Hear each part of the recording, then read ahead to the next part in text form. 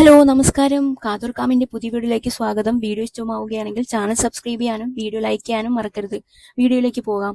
കുട്ടികളെ അഡോപ്റ്റ് ചെയ്യുമോ എന്ന അക്ബറിന്റെ ചോദ്യത്തിന് ബിഗ് ബോസ് ഹൗസിൽ വെച്ച് മറുപടി നൽകിയ ആദില, 2 കുട്ടികൾ വേണം എന്നാണ് തന്റെ ആഗ്രഹമെന്ന് ആദില പറഞ്ഞു.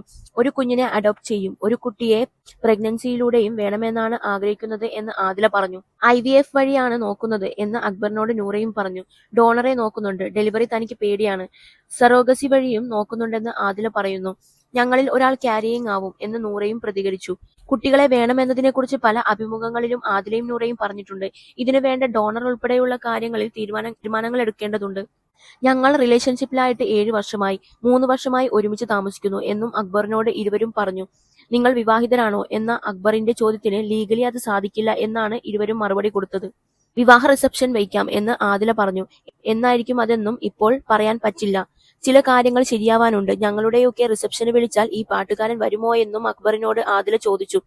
ആ സമയത്തെ തിരക്കൊക്കെ നോക്കി തീരുമാനിക്കും എന്നാണ് അക്ബറിന്റെ മറുപടി. അടുത്ത വർഷം ഉണ്ടായേക്കാൻ സാധ്യതയുണ്ട് എന്ന നിലയിലാണ് ആദിലയും നൂറയും സംസാരിച്ചത്.